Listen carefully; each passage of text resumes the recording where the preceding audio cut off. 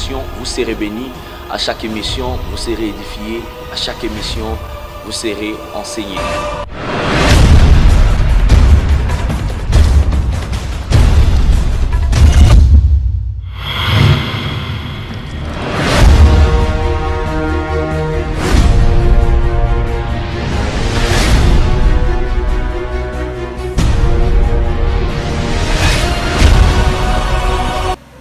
Shalom, peuple de Dieu, nous vous saluons au nom de notre Seigneur Jésus-Christ.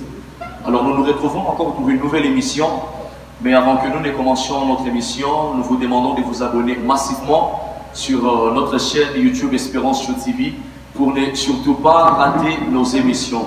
Alors là, nous tournons encore une nouvelle émission avec un nouvel invité.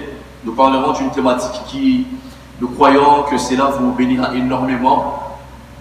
Aujourd'hui, avec l'invité d'aujourd'hui, il y a un homme de Dieu que vous allez très bientôt connaître, un homme de Dieu qui est un père pour une église, qui est un pasteur d'une église, un homme marié.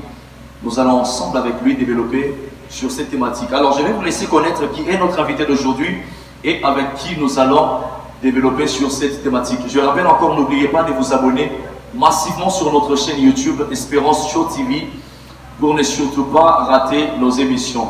Sans plus tarder, nous allons recevoir notre invité d'aujourd'hui. Je vous assure déjà qu'il sera une bénédiction pour vous. Ainsi nous disons, bonjour pasteur. Bonjour. Il y a des gens, je crois, qui vous connaissent, mais en ceux-là aussi qui ne vous connaissent pas. Le pasteur pourra faire une petite présentation. Ok, moi c'est le révérend Jotumbala. Je suis pasteur à l'église de la Restauration, le centre de rafraîchissement, qui est présentement à Kassavubu, sur l'avenue Mangaï, numéro 64. Je suis marié, avec une seule femme. D'accord, merci beaucoup pasteur. Alors nous allons développer sur cette thématique que j'avais dit tantôt. Que dit la Bible concernant les offrandes? Vous savez, actuellement ce sujet est un sujet qui fait un peu débat partout. C'est quelque chose qui nous est biblique, mais qui crée un peu beaucoup plus de polémique. Avec le pasteur, nous croyons qu'aujourd'hui nous serons enseignés, nous serons affermis aussi par rapport à ces sujets. Alors c'est ma première question que je vais poser au pasteur. Pasteur, que dit la Bible? Comment est-ce que la Bible définit l'offrande? Avant que je n'aille en disant ce que la Bible dit en ce qui concerne les offrandes, j'aimerais d'abord dire c'est quoi en fait les offrandes. Les offrandes, c'est sous toute forme de présent qu'on peut apporter à une divinité. Okay. On ne peut pas parler d'une divinité sans parler d'offrande. L'une des choses que tous ceux-là qui se font appeler, ou tous ceux qu'on appelle aux divinités aiment, c'est les offrandes. S'il y a une chose il y a beaucoup de différences entre plusieurs divinités, mais s'il y a une chose qu'on peut retrouver dans tout ce qu'on appelle Dieu, avec petit d, ou même le seul Dieu qui est notre Dieu, c'est ce qu'on appelle offrande. En réalité, les offrandes, c'est les présents, le don qu'on apporte à Dieu. Ça, c'est la première chose que j'aimerais que nous puissions savoir. Et la Bible dit beaucoup de choses en ce qui concerne les offrandes. D'accord, merci beaucoup pasteur. Vous avez dit quelque chose de très important. Vous avez dit toute offrande est liée à une divinité. Exactement. Donc on ne peut pas exclure l'offrande à une divinité. Non, non. On ne peut pas considérer quelqu'un comme Dieu si on ne lui apporte pas les offrandes. L'une des choses qui font qu'on puisse considérer quelqu'un Dieu, c'est quand on lui apporte les offrandes. D'accord. Donc tout être humain à qui on apporte une offrande est aussi considéré comme un Dieu. Non. Je ne dirais pas que tout être humain à qui on apporte une offrande est considéré comme Dieu. Parce qu'on peut apporter une offrande à un être humain sans le considérer comme Dieu, mais en lui donnant, on donne au Dieu qui lui représente. D'accord. Donc on peut apporter l'offrande à un être humain sans qu'on le considère comme Dieu. Tout comme aussi on peut apporter une offrande à un être humain tout en le considérant comme Dieu. Parce que l'offrande, au-delà du fait qu'aujourd'hui, comme vous l'avez dit, on parle beaucoup en ce qui concerne les offrandes. Il y a beaucoup de gens qui se plaignent, il y a beaucoup de gens qui se moquent quand on parle d'offrande. C'est parce qu'en réalité, on a très mal enseigné sur les affaires des offrandes. L'offrande est un mystère. C'est pourquoi nous, à l'église, j'ai même interdit les serviteurs qui montent sur la chaire de dire que non, ce sont les temps des offrandes ordinaires. on n'a jamais eu des offrandes ordinaires. L'offrande est un mystère. Et en réalité, quand on parle d'offrande, il y a plusieurs choses qui entrent en compte pour une offrande. Pour que ce soit une offrande et pour que l'offrande soit agréée. Pour que ce soit une offrande, d'abord, il faut qu'il y ait quelque chose, parce que l'offrande n'est pas seulement les choses matérielles. D'ailleurs, l'importance même qu'on peut apporter, que je le dise mieux, l'importance que quelque chose de matériel a en tant qu'offrande relève du spirituel. Okay. C'est d'abord l'importance qu'on lui accorde spirituellement qui détermine sa valeur, cette chose-là qui est matérielle. Donc, qu'est-ce que je veux dire? Un homme peut recevoir une offrande et tout en étant considéré comme Dieu, parce qu'il y a des hommes sur la terre qu'on considère comme Dieu. Et il y a ces gens-là, on leur apporte des offrandes. Et on peut aussi apporter des offrandes à des hommes qu'on ne considère pas Dieu, mais on remet l'offrande entre leurs mains parce que eux sont les représentants d'un Dieu. C'est ça qui s'est fait dans les églises, bien sûr. Exactement. C'est ce qui s'est passé pas seulement dans les églises. Pas seulement parce que l'église a commencé quelque part. Ça, c'est quelque chose qui a commencé depuis Moïse. C'est auprès des sacrificateurs que les Israélites venaient déposer les offrandes à Dieu. Et même, il y a certaines offrandes qu'on donnait à Dieu que les sacrificateurs mangeaient. Okay.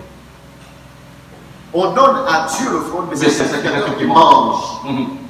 Et Dieu dit, il y a même des offrandes, la manière dont le sacrificateur mange l'offrande détermine si l'offrande sera agréée ou non. Okay. Donc on a même l'offrande chez un homme, mais c'est l'homme qui reçoit, l'homme reçoit l'offrande, mais en réalité c'est lui qui est en train de recevoir l'offrande, parce que l'offrande on la donne à Dieu et Dieu lui a des représentants. D'accord. Alors la Bible a notifié les sortes d'offrandes qu'il faut offrir à Dieu. Okay. La Bible a cité les sortes d'offrandes qu'il faut donner à Dieu. Ok. Il y a plusieurs types d'offrandes, comme je vous l'ai dit. Dans l'Ancien Testament, à l'époque où on offrait encore des sacrifices, il y avait plusieurs types de sacrifices qu'on apportait au Seigneur. Il y avait les sacrifices de communion, les sacrifices de culpabilité, le sacrifice pour le péché, toutes ces choses. Il y avait plusieurs types de sacrifices. Et tous ces sacrifices-là ont été, comme qui dirait, payés par Jésus, en Jésus. En Jésus, on retrouve tous les sacrifices de culpabilité, les sacrifices de communion. Toutes ces choses-là se retrouvent en Jésus. Quand je parle de sacrifice, ce sont des choses, des animaux qu'on immolait, qu'on tuait pour Dieu. Mais à part tout cela, il y avait d'autres sacrifices qu'on donnait au Seigneur.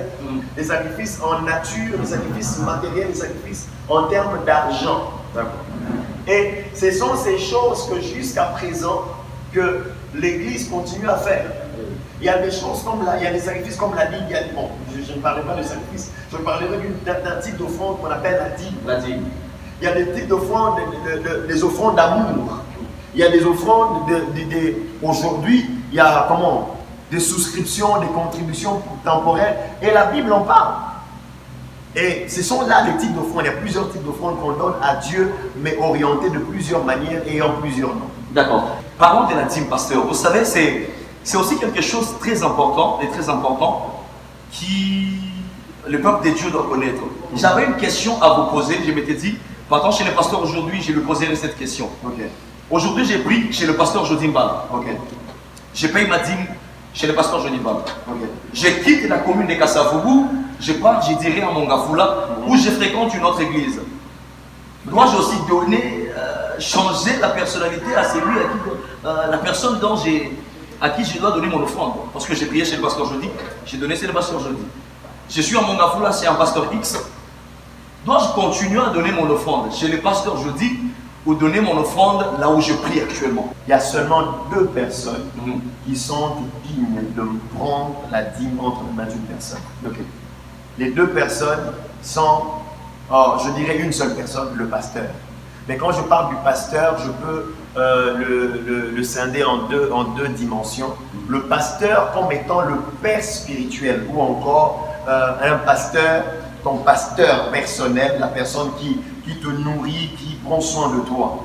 Mais aussi, quand je parle du pasteur, c'est la personne qui est établie dans l'église, la personne qui qui t'administre les soins. D'accord. C'est-à-dire quoi? J'étais dans une église, je vais dans une autre église, c'est là que je vais commencer à payer ma dîme. Parce que la Bible dit, emmenez dans la maison du trésor les dîmes. Les dîmes viennent dans la maison. Pas à un individu. Non, à la maison. D'accord. Et quand on parle de la maison, la personne qui reçoit l'offrande, c'est le Père. C'est-à-dire quoi? Moi, par exemple, je suis fils au docteur Sonny Mukwege. Il n'est pas, je ne prie pas dans l'église où il est pasteur, dans l'église locale où il est pasteur. Mais spirituellement parlant, il est mon pasteur. Je ne prie pas dans son église, mais je lui envoie ma dîme. Mais les gens qui prient dans cette église doivent payer leur dîme ici. Parce que c'est là qu'ils reçoivent comment dire, c'est là qu'ils reçoivent la nourriture pour leur croissance spirituelle. Et quand quelqu'un quitte ici pour aller dans une autre église, la délocalisation est la première raison valable. J'étais dans quelle commune, je suis dans l'autre commune. Je suis vraiment dans l'incapacité de pouvoir me rendre là-bas. Je peux changer d'église. Et ce, avec la recommandation de mon pasteur. Ou encore, la deuxième raison, c'est que mon pasteur se méconduit publiquement. C'est-à-dire qu'on sait qu'il a une vie, immoralité, tout ça, il ne veut pas se repentir et tout. Et ça devient un mode de vie pour lui. Là, je peux me détacher de l'église. La troisième raison, c'est quand la personne ne prêche plus la saine doctrine.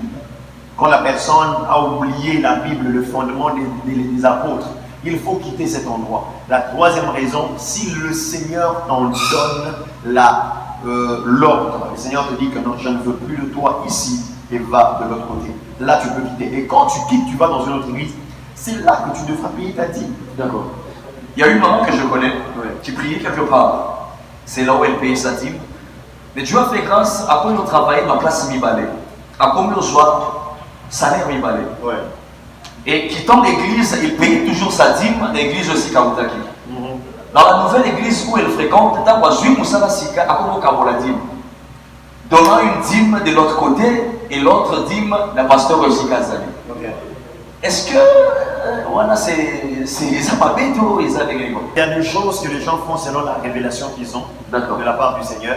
Je ne sais pas qu'est-ce que Dieu lui avait dit de faire, mais parce qu'il y a des gens, par exemple, même s'il est détaché d'une église, il est resté quand même attaché à l'homme de Dieu.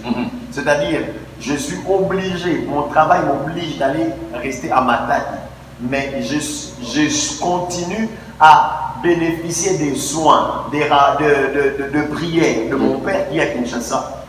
Elle doit envoyer sa dîme. Et d'ailleurs, là, je me dis que si c'est ce qu'elle fait, c'est plus sage. Parce qu'il y a un pasteur qui est en train de la nourrir là où elle est. Elle doit payer la dîme là. Il y a son père qui continue à prendre. Il y a son père qui est sa couverture spirituelle qui est toujours là. Elle peut continuer aussi à payer la dîme. Moi, je me trouve au camp. Et si c'est quelqu'un que tu as rencontré à la montagne, qui t'a donné une prophétie, et tu commences à payer ta dîme chez lui, là, c'est une bêtise. Très important. Est-ce qu'on peut raconter un homme de Dieu en Corée? Oui.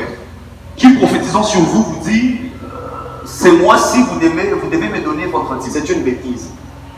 Donne-lui une action. Ça s'est fait fréquemment. C'est donne-lui une action de grâce, donne une offrande, bénis sa vie, c'est un homme de Dieu.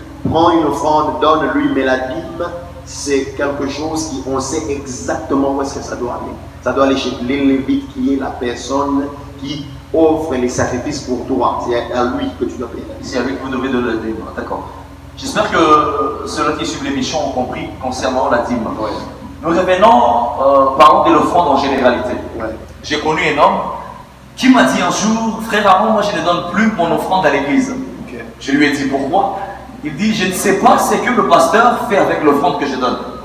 Je préfère donner mon offrande aux orphelinats, rendre visite aux démunis. Et là, je trouve bon que voilà, mon offrande sera utile. Mais si je le donnais à mon pasteur ou à un certain pasteur, je ne sais pas avec quoi est-ce qu'il fera, de quelle manière est-ce qu'il va utiliser mon offrande. Est-ce que cette personne est dans le droit chemin? Le grand problème avec nous, c'est l'enseignement. On n'est pas très bien enseigné, 30 minutes dans cette émission. C'est pourquoi jusqu'à présent, même, je ne vois même pas par quel verset commencer. Parce qu'il y en a tellement plein. Les 30 minutes ne suffiront même pas pour que nous puissions parler de cette... Nous essayerons de synthétiser. Qu'est-ce que je veux dire? Le problème, c'est l'enseignement. On doit être enseigné sur les choses qui se font à l'église. les offrandes, quand elles vont à l'église, en réalité, dans certaines communautés, on dit c'est avec quoi on fait les offrandes. Dans quoi on oriente les offrandes. Mais une chose très importante qu'on doit savoir, c'est que quand on amène les offrandes vers Dieu, c'est comme une offrande qu'on a menée auprès du sacrificateur qui montait sur l'autel et qu'on brûlait. Les offrandes sont comme du brûlé. On ne demande pas au sacrificateur qu'est-ce que tu vas faire avec. Voilà. Ton devoir, c'est d'apporter l'offrande. Ce qu'il va faire avec n'est pas ton problème. D'accord. Toi, donne. Et le reste, c'est entre lui et Dieu. Maintenant, le problème, c'est que nous aussi, enfants de Dieu, nous, serviteurs de Dieu, nous devons aider les enfants de Dieu. Pourquoi? Parce qu'il y a des gens qui donnent les offrandes dans les églises, mais qui voient qu'il n'y a rien qui se fait à l'église. C'est ça, très important. Les offrandes, quand elles viennent à l'église, elles ne doivent pas seulement servir pour la bouffe du pasteur. Les offrandes doivent être orientées dans plusieurs domaines. Il y a l'électricité, il y a ceci, il y a des gens qui ont des besoins à l'église, il y a des gens qui sont malades à l'église. Et les offrandes servent à toutes ces choses. Il y a des factures qu'on paye à l'église. On doit apprendre à bien gérer les finances. Nous aussi, en tant que serviteurs de Dieu, nous devons apprendre à bien gérer les finances que les enfants de Dieu nous donnent. L'Église doit voir au moins que nos offrandes servent à quelque chose. Et pour cela, il faut que l'Église ait des projets et tout ça. Mais il est aussi important que nous, en tant qu'enfants de Dieu, soyons prêts. Bisopé, ce n'est pas les offrandes qu'il faut les donner aux orphelinats. Il faut avoir une part dans ce que je fais, que je me dis que non, ça c'est pour les orphelins, ça c'est pour ceci. Mais ce qui revient à Dieu, c'est à Dieu. Moi, en tant qu'enfant de Dieu, mon travail, c'est de donner l'offrande à l'église.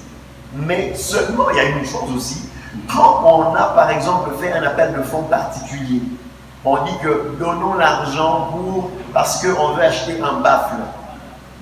Il est important en tant que pasteur, à la fin, qu'on dise, j'étais venu vers vous, je demandais de l'argent pour acheter un baffle. Autant était entré, voici les baffles que nous avons achetés. Une très bonne chose. Très bonne chose. Ça ne tue pas. Oh non, l'église, on a les pasteurs, j'enverrai les feux, je fais ce que je veux. Non. Il est important de pouvoir que les gens se rendent compte qu'on avait demandé l'argent pour telle chose. Mais de temps en temps aussi, quand ils donnent leur argent, on sent que l'église est en train de s'épanouir. Que non, tel mois, bon, quand même, on a pu faire telle chose avec l'argent. C'est important. J'ai suivi une fois sur internet une église au Ghana où les membres de l'église vaillent au Panza église. Pourquoi? L'église est Salitan Moulaï où il n'y a pas d'épanouissement, on ne voit pas grand changement, mais le pasteur a acheté une Range Rover. Alors, bon, le pasteur a ça à rater. Tous les partenaires et bien été. Mais tout ça, il y a plus de 10 ans d'église où il a levé votre raté. Où est-ce que le pasteur a trouvé l'argent pour acheter cette voiture? Cela a créé un désordre. C'est ce que vous avez dit, que l'église doit voir tout ça, l'appel de fonds pour acheter un clavier. Nous voyons le clavier. Exactement. Tout ça, l'appel de fonds pour acheter un baffle. Nous voyons les baffles. Mais c'est. Il y a une église et puis au fond de la maison, il y a une mission, ça n'est pas le même. Est-ce que vous êtes dans l'obligation, il y a une église, dire à l'église que on peut s'acquitter pour acheter les ciments, mais Dieu m'a dit d'utiliser cet argent pour telle ou telle chose? Oui, ça peut arriver. Et ça ne te diminue en rien en tant qu'homme de Dieu de dire à l'église exactement que j'avais demandé l'argent pour telle chose, mais pendant qu'on a eu l'argent, Dieu m'a dit par exemple qu'on puisse prendre cet argent pour qu'on aille déposer ça au pied d'un homme de Dieu comme notre sémence. Comme une sémence, comme un hôtel qu'on érige et tout. Ça peut se faire. L'important c'est que c'est aussi comment est-ce que nous considérons l'église. L'église c'est une famille. On est en famille, papa vient et dit que non, voilà, on avait tel projet, le Seigneur nous a orientés autrement, on a fait ceci, et attendons voir comment est-ce que Dieu va nous orienter encore. Parce que pour qu'on ne tombe pas dans le piège que non, le pasteur a eu une Range Rover, ou est-ce qu'il a eu cet argent, si déjà la gestion de l'église est transparente, et là, quand je parle de la transparence, je ne dis pas que c'est tout le monde qui doit être au courant de tout, non. Donc il faut au moins qu'il y ait un groupe de gens qui sont au courant des choses qui se passent à l'église. De sorte que quand parce que la plupart des pasteurs, d'ailleurs, ne vivent pas de l'argent qui vient de leurs églises. Surtout chez nous en Afrique. La plupart, pas tous, il y a des pasteurs qui vivent, mais très souvent le ministère paye. Vous allez à gauche, à droite, il y a des gens qui vous bénissent et tout ça. Mais aussi, pour que vous ne soyez pas une pierre d'achoppement pour d'autres personnes, l'Église n'est pas en train d'évoluer un monde. Je ne sais pas comment est-ce que les pasteurs sont en train de réfléchir. Moi, l'Église n'évolue pas parce qu'il n'y a pas assez d'entrée. Dieu me bénit. Quand on parle de Range Rover, c'est quelque chose qui n'est pas moins de 50 000 $. Et quand cet argent-là vient, moi je me dis qu'un homme de Dieu sérieux, la première des choses qu'il fera, c'est penser comment est-ce qu'il faut arranger l'église. Ça ne sert à pas à penser comment est-ce que je vais m'acheter un nouveau véhicule. Je ne crois pas. Et même s'il achète le véhicule, alors l'église n'a pas le droit de faire les désordres parce que est-ce que vous, pendant toutes ces années, l'église n'évolue pas, c'est-à-dire que vous ne donnez pas assez des offrandes, est-ce que vous pensez que vous avez donné assez d'argent pour les pasteurs? Les membres de l'église ont dit que nous donnons nos offrandes, mais nous ne voyons aucun changement au sein de l'église. C'est ça qui est poussé à ce que les membres de l'église va signer. Non, nous donnons nos offrandes de l'église aussi. Mais comment est-ce que le pasteur a sauvé Moutoukasika? Ici, pasteur, vous vendez la voiture et vous améliorez ce qui ne va pas au sein de l'église. Combien de membres déjà ont vendu leur voiture pour améliorer les choses à l'église? Combien de membres viennent de savoir combien de membres ont fait ça? Est-ce que vous savez combien de membres? Aujourd'hui, les membres de l'église, j'aurais même voulu qu'on en parle encore mieux. En parlant des offrandes, parler, conscientiser les enfants de Dieu de l'importance des offrandes. Aujourd'hui, nous sommes prêts à acheter les crédits à 2 000, 10 000, 5 000 francs la semaine et venir à l'église avec 500 francs donnés comme offrande. Les enfants de Dieu ne donnent pas les offrandes. Au Ghana, peut-être chez eux, on donne les offrandes, mais au Congo, chez nous, aujourd'hui, les enfants de Dieu les donnent. N'offrez pas vraiment au Seigneur. Aujourd'hui, nous tombons dans le piège de ce que Jésus dit, qu'on vient avec les superflus. On ne donne plus les offrandes parce qu'en réalité, la plus grande part de responsabilité revient à nous, les pasteurs. Nous n'enseignons pas bien sur les offrandes. Deuxièmement, on a eu beaucoup d'escrocs sur la chaîne qui ont rançonné les enfants de Dieu. Et alors aujourd'hui, les enfants de Dieu deviennent sceptiques. Par exemple, là, ils peuvent avoir raison. Il y a des gens qui donnent les offrandes, mais le pasteur ne fait que remplir son ventre et il ne fait rien pour l'église. Mais je peux vous dire, il y a des hommes de Dieu sérieux dans ces pays qui investissent plus que tout le monde dans l'œuvre de Dieu. Il y a des pasteurs que moi je connais qui sont les premiers partenaires de leur ministère. Quand ils sont parmi les gens qui donnent le plus d'offrandes à l'église. Il y en a. Il y en a, on m'a parlé d'un homme de Dieu qui faisait un appel de fonds. Il fallait donner, je crois, 50 000 $ ou 100 000 $ à l'église. Il fait l'appel, personne n'est passé, il s'est levé, lui-même avec sa femme, ils ont donné 20 000 $. Et les gens sont passés pour donner par la suite. Il y a des hommes de Dieu sérieux, mais le problème c'est que aujourd'hui, les enfants de Dieu donnent beaucoup de raisons pour ne pas donner des offrandes. Il y a beaucoup de raisons. Mais le problème, pourquoi les enfants de Dieu donnent beaucoup de raisons, je l'ai dit. Premièrement, parce qu'ils ne sont pas enseignés sur les offrandes. Et deuxièmement, parce qu'il y a eu beaucoup d'abus. Mais j'aimerais dire aux enfants de Dieu qu'il y a plus de bonheur à donner. Les offrandes payent. Pourquoi? Parce que parmi les plus grandes raisons qu'on donne pour ne pas donner les offrandes, les enfants de Dieu disent qu'il n'y en a pas assez. Ils n'ont pas assez. Ils n'ont pas assez à deux niveaux. Quelqu'un dirait, non, je n'ai pas assez pour donner. Il y a quelqu'un d'autre qui dirait, non, les gens ont été bons, qui est bon, ça pour la nuit. Mais j'aimerais dire aux enfants de Dieu, c'est que l'important n'est pas la quantité, l'important c'est le nom du cœur qui donne. D'accord. Parce qu'aujourd'hui, beaucoup de gens, comme je l'ai dit, on est capable de donner facilement autre chose de donner par rapport aux offrandes. Il y a d'autres personnes aussi qui disent que non, ils vont venir à cette église. Pourquoi ils ne peuvent pas savoir venir à l'église? Le problème, c'est les noms du cœur. Qu'est-ce que Dieu représente pour toi? Cela déterminera qu'est-ce que tu lui donneras. D'accord? Et il y a une chose que j'aimerais dire, c'est que très souvent, quand on donne des raisons comme quoi que non, on n'a pas beaucoup d'argent pour donner à Dieu, quand Dieu te demande quelque chose, quand tu te rends compte que c'est peu, laisse-moi te dire, il veut, en réalité, il veut prendre le peu que tu as pour qu'il puisse te multiplier. Lisez dans la Bible, vous verrez cela. Tous ceux qui ont donné peu à Dieu ont repris un peu plus. Mais vous savez, il y a encore un autre souci. Nous tendons déjà vers la fin de notre émission. Mais j'aimerais que nous parlions de quelque chose, vous savez. Ce qui fait en sorte que les enfants de Dieu deviennent un peu sceptiques concernant les offrandes, et ça, papa, l'église est vraiment procès un peu comique. Imaginez pendant un culte un dimanche, il y a l'offrande pour l'église, il y a la bénédiction de l'orateur, il y a l'achat parcelle, j'ai connu une église où j'ai été invité une fois, je dirais il y a plus de 6 paniers de vente. Okay. Où tous les paniers sont notifiés que tel. Parce que mon numéro est dans un bon côté, il y a une église qui a 6 photos en bas comme ça. Alors qui m'appelle église. On me dit qu'il y a une conseil comme une pierre d'achoppement pour la vie. Il y a moi, on a lobby, tout tourne autour de l'enseignement. Quand tu demandes aux gens de faire quelque chose, ils doivent savoir pourquoi ils le font. C'est l'une des choses les plus importantes. Il y a quelque chose qui m'a frappé fortement il y a quelques années quand je lisais les Écritures. Dieu a demandé aux Israélites la première fois les offrandes quand ils étaient dans le désert, quand ils sortaient de l'esclavage. Ils n'avaient presque rien. Non, mais ils n'avaient pas presque rien. Ils avaient visiblement rien, mais ils avaient quelque chose. On n'a jamais rien. On a toujours quelque chose. La première chose, c'est qu'il faut apprendre aux gens les bien fondés de donner les offrandes. D'accord. Premièrement pour l'Église et deuxièmement pour leur vie. Et il est le moment où on n'a pas besoin de demander trop d'offrandes comme ça. La seule chose, c'est savoir bien s'organiser pour bien faire les choses. Parce que ce n'est pas tout le monde qui est grand pour comprendre certaines choses. Moi, je crois que quand quelqu'un dit que la Église est pour les gens qui vont au Goza, c'est une mauvaise façon de faire les choses. Donc on va faire d'abord là en mathématiques. Bon, donc on va bien dire, ça va peut-être pas bien enseigné. Okay. On ne peut pas venir, on ne peut pas fouiller l'église parce qu'on n'a pas d'offrande. Même si ces fardeaux-là, ces soucis-là de donner l'offrande est quelque chose de légitime.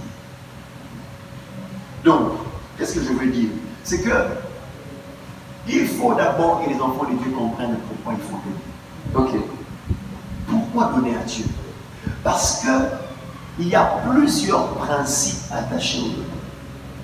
Le donner est un principe. Le donner est une porte au recevoir. Frère Aaron, est-ce que je peux vous choquer? Allez-y, papa.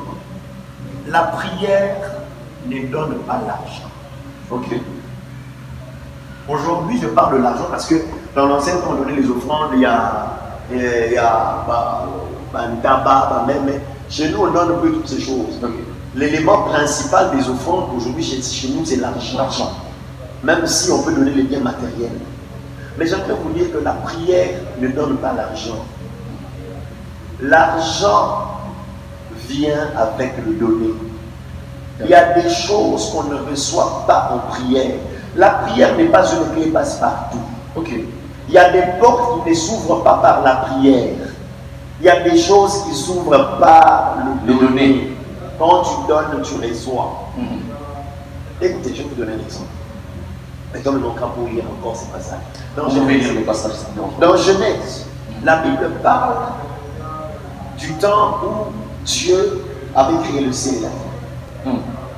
Quand on va dans le chapitre 1, chapitre 2, la Bible dit ceci, qu'il n'y avait pas un arbre sur la terre, parce que Dieu n'avait pas encore fait pleuvoir sur la terre.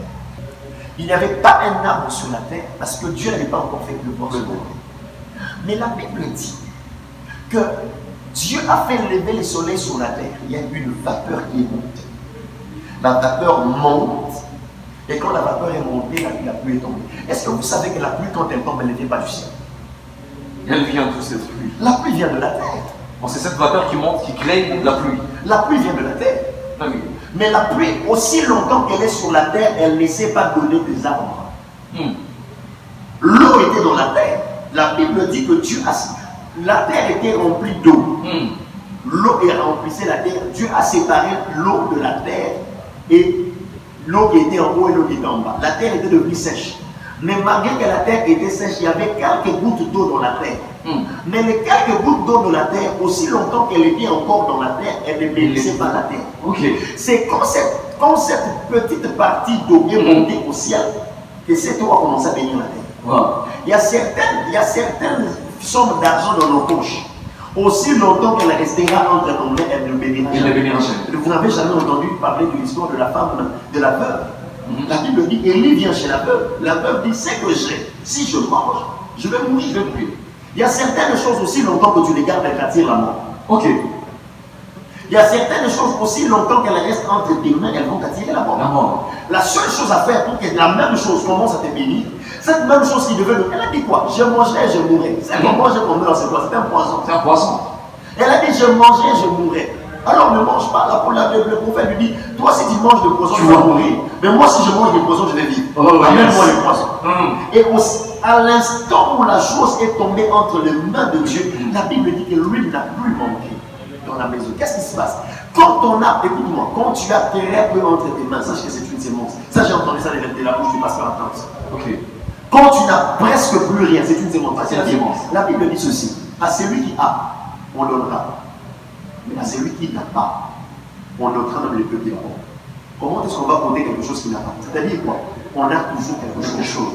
Mais maintenant, le quelque chose là, l'impact de ces quelque chose sur nous dépendra de ce qu'on en fait. Ok. Le peu que tu as, si tu donnes entre les mains de Dieu, Dieu le fructifie. Et il descend une bénédiction. La terre a donné à Dieu la vapeur. Elle a reçu la pluie. La vapeur, quand elle monte, on ne voit rien. Quand l'évaporation, c'est qu'on ne voit pas. Nous ne voyons pas. Mais quand la pluie tombe, tout le monde voit. Tout le monde. C'est-à-dire quoi? Ce qu'on donne à Dieu est toujours insignifiant par rapport à ce que nous recevons de Dieu. Ok, yes.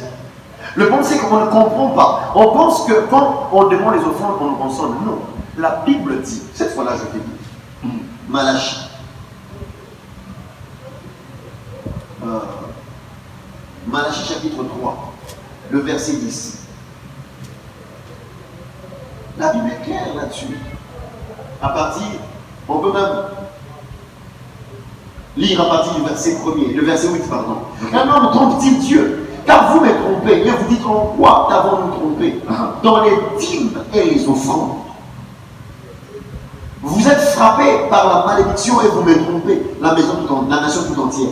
Apportez à la maison du trésor les dîmes afin qu'il y ait la nourriture dans ma maison. Mettez-moi de la sorte à l'épreuve, dit l'Éternel des armées. Et vous verrez si je n'ouvre pas pour vous les écluses des cieux et si je ne répands pas sur vous la bénédiction en abondance. Là, en fait, donner n'est pas une extorsion. Le donner, c'est la clé qu'on introduit à la porte du recevoir. En réalité, chaque enfant de Dieu devait être pressé de donner les donner. La Bible dit en ce qui concerne les enfants d'Israël, ils étaient dans le désert. Ils ont donné des offrandes à Dieu, de sorte que Moïse a dit à Aaron, va leur dire que c'est bon. Non, Aaron est venu dire à Moïse, dis au peuple que c'est bon, qu'ils ne donnent plus. Ils ont tellement donné. Ils ont tellement donné, c'est bon, ça suffit comme ça. Je prie Dieu qu'on arrive là, bien aimé dans le Seigneur. Écoutez, ils étaient dans le désert. C'était des gens qui venaient de sortir de l'esclavage. C'était cruel pour Dieu de pouvoir leur demander des offrandes. Mais Dieu leur a quand même demandé des offrandes. Parce que Dieu savait qu'il y a des principes auxquels même lui, Dieu ne déroge pas. Il y a des principes auxquels même Dieu lui-même doit obéir. Tu veux recevoir, tu dois donner. Il faut donner. Je veux que, il y a des moments où Dieu, pour qu'il nous bénisse, il nous met dans le processus pour que nous puissions répondre répondre aux exigences de Dieu pour que nous puissions en avoir les résultats. Il a dit frappez, on vous ouvrira. Et il y a le meilleur moyen pour frapper, la meilleure façon de frapper à la porte de finances, c'est donner. C'est donner. C'est le seul langage que la porte des finances entend. Le donner et le travail. Tu donnes, tu travailles, tu es béni. Tu ne donnes pas, tu n'es pas béni. C'est ça. En fait, les offrandes, on doit changer notre façon de voir les offrandes. On doit commencer à voir les offrandes comme une bénédiction pour nous, et non comme une extorsion. Et là, c'est un grand travail que nous, en tant que serviteurs de Dieu, devons fournir pour changer cette mentalité dans la vie à part tous les gens qui nous regardent, qu'ils puissent comprendre que quand on donne, c'est pour que nous-mêmes d'abord nous soyons bénis. Ce n'est pas d'abord pour Dieu. Dieu a tout. Très important. Dieu a dit l'or et l'argent appartiennent. Quand on ne donne pas à Dieu. On donne à Dieu, mais pas pour Dieu. Quand on donne à Dieu, nous devons comprendre que nous donnons pour nous. Parce que Dieu a dit. Dans Isaïe, où Dieu dit, est-ce que tu penses que si j'avais besoin de manger, je viendrais chez toi? Je ne viendrai pas chez toi. Les taureaux dans la forêt m'appartiennent. Si j'avais besoin de quelque chose, je ne viendrai pas chez toi. Non. En réalité, quand Dieu vient vers nous, c'est pour nous bénir. Quand Dieu nous demande, en fait, Quand à chaque fois qu'on demande une offrande, les enfants de Dieu doivent se dire, voilà, il y a une brèche qui vient de s'ouvrir pour que je puisse. Chez nous, quand c'est l'heure des offrandes, on dit offering time, blessing time. Quand on dit, les gens acclament parce qu'ils savent que maintenant on sera béni. Et j'ai des témoins, depuis que je m'enseigne sur les offrandes de l'église, j'ai des témoignages.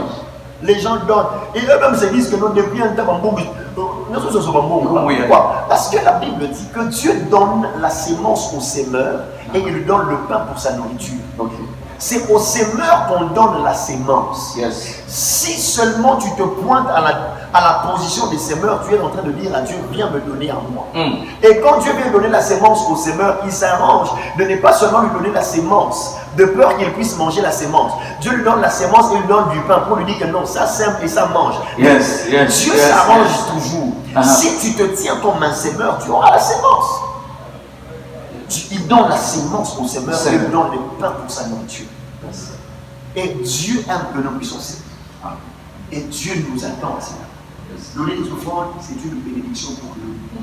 Dieu aime qu'on donne les offrandes. Et au-delà du fait que donner les offrandes est une bénédiction pour nous, les offrandes sont l'un des canaux par lesquels nous pouvons à Dieu notre amour. Quand tu sais te détacher de quelque chose pour Dieu, c'est quelque chose, c'est un signe que tu dis que tu montres à Dieu que je comprends, je réalise que Dieu est plus important que cet argent. Amen. Je me détache pour toi parce que je sais que tu vaux plus que ça. Beaucoup d'enfants de Dieu ne donnent plus à Dieu parce qu'en réalité, pour eux, Dieu vaut peu. Non. David dit dans les livres de roi, il y a ça, il dit par rapport au temple de Dieu. Il dit que j'ai mis tout ce qu'il faut pour la construction du temple. Mais pour mon attachement à Dieu, je donne encore. Et David dit, c'est de ta main que nous recevons tout ce que nous te donnons. En réalité, ceux qui ne donnent pas les offrandes ne comprennent pas que ce que nous recevons, nous l'avons de la main de Dieu. Amen. Si seulement tu sais que ce que j'ai, c'est Dieu qui me l'a donné, je donnerai à Dieu. Pour plusieurs raisons. Premièrement, pour lui dire merci. Deuxièmement, je dis que je peux te donner ça de tout, tu me redonneras encore. Je peux tout donner. Parce que j'ai reçu de toi, je veux encore recevoir. Ceux qui disent que non, ils n'ont qu'à moutier. Le problème, c'est les langues de ton cœur. Jésus a dit à cette femme-là, Jésus a dit que cette femme a donné plus que tout le monde. Elle a donné plus que tout le monde pendant qu'elle avait donné les plus petits montants. Le problème à des moments n'est pas les montants. Le problème, c'est que qu'est-ce que ces montants-là représentent pour toi? Qu'est-ce que ces montants représentent pour toi? Et quelle est les langues de cœur qui accompagnent ce montant que tu es en train de donner au Seigneur? Merci beaucoup. Je dirais, vous avez presque pris toute l'émission. C'est là où j'ai trouvé que la base même de l'émission était située. Vous avez dit quelque chose de très important. Et je suis sûr que tous ceux-là qui ont suivi ce que vous avez dit changeront même leur manière de donner. Exactement. Pour aller rapidement, je dirais, il y a un pasteur qui m'a dit un jour, Aaron, prie beaucoup si tu chantes, Dieu te donnera encore une meilleure manière de chanter. Ce qu'on ça va c'est l'église, ils ont un peu solution manière de remplacer la qui bien. Ce qu'on est voir dans un peu solution les gars on est magasin. Mais sans que vous puissiez ça, ils ont un peu solution qualité. Comment dire le sur bon côté? Jamais. Nous les gens quoi que soit bon mais ça vous pèse. Comment dire le quel personne déjà ça la remet au fond la porte. Donc c'est très important. Les enfants des Dieu doivent comprendre que l'offrande est une clé qui ouvre la porte de la bénédiction financière. Exactement. Très important en tout cas. Vraiment, merci beaucoup, pasteur. Vous nous avez suffisamment enseigné. Personnellement, j'ai été enseigné, j'ai été édifié et j'ai été aussi averti. Parce que les enfants de Dieu nous apprennent chaque jour. Il y a autre chose que nous ignorons tantôt. Et dans l'enseignement pour les eaux et les bisous, alors, je me rappelle que nous étions avec le pasteur Jody Mbala, le pasteur responsable de l'église à la restauration, cité des rafraîchissements. Centre des rafraîchissements, merci beaucoup, pasteur. Et nous avons parlé de ce qui concerne l'offrande. Qu'est-ce que la Bible pense des offrandes? Un demi sanité pour pas mon ami, un demi sanité pour comprendre au soso, pas comment au soso parce que notre émission, à chaque émission, nous sommes enseignés, édifiés et nous apprenons tous les jours dans l'émission, la mission Parabosika, où ils ont apporté un plus de la foi chrétienne. Alors, papa, nous vous disons énormément merci pour votre intervention. Et s'il y a un mot de la fin à ces peuples de Dieu qui vous suivent, quelques secondes, il y a pour synthétiser un mot concernant l'offrande. Ok. Si je dois dire en très peu de mots concernant les offrandes, ce que je dirais, c'est que Dieu ne manque de rien. Yes. Dieu a tout. Okay. Tout ce que Dieu nous demande de faire, c'est premièrement pour notre bien. Alors, ma prière est juste que Dieu nous donne la révélation, une bonne révélation en ce qui concerne le donner et les offrandes. Et que Dieu nous donne des hommes de Dieu fidèles, okay, qui sauront aussi à leur tour bien gérer, bien se servir des offrandes que nous, les enfants de Dieu, apportons à la maison de Dieu. Okay. Mais aussi, j'aimerais dire à quelqu'un que si seulement tu as été extorqué, escroqué par un homme de Dieu, que cela ne soit pas pour toi une raison pour ne plus jamais donner des offrandes à Dieu. Il y a encore des hommes sérieux qui servent le Seigneur. L'Église a besoin d'argent. Et cet argent viendra de notre poche. C'est pourquoi je vous exhorte, bien-aimés, je prie que Dieu nous donne un cœur pour donner. Mais je prie aussi que pendant que nous serons en train de donner, que nous puissions recevoir en retour de la part du Seigneur. Mais aussi, je ne peux pas ne pas le dire, que Dieu bénisse le travail de tout un chacun. Amen. Que tout celui qui travaille, que Dieu bénisse le travail. Et pendant que nous serons en train de travailler, n'oublions pas la part de Dieu. Il y a la dîme qui est obligatoire. La dîme n'est pas volontaire. Yes. Dieu a déjà déterminé la dîme. La dîme n'est pas une affaire de l'Ancien Testament, parce que la dîme a commencé avant l'Ancien Testament. Yes. La dîme, on ne peut pas dire que la dîme était une affaire de l'Ancien Testament. La dîme n'a pas commencé avec Moïse. La dîme a commencé avant la loi. Donc avec Abraham. La dîme n'a rien à voir avec la loi. Paye ta dîme, donne les offrandes. Et ma prière est que le Dieu de la Bible, le Dieu fidèle, puisse te prouver qu'il est un Dieu fidèle. La Bible dit que lui, il ne peut pas devenir infidèle parce qu'il ne peut pas se régner lui-même. Yes. Ma prière que Dieu nous prouve sa fidélité pendant que nous serons en train de donner les offrandes et que son nom continue à être glorifié. Que Dieu vous bénisse. Amen, amen, amen. Alors je nous rappelle que l'émission sera disponible très bientôt, vous allez bien le suivre.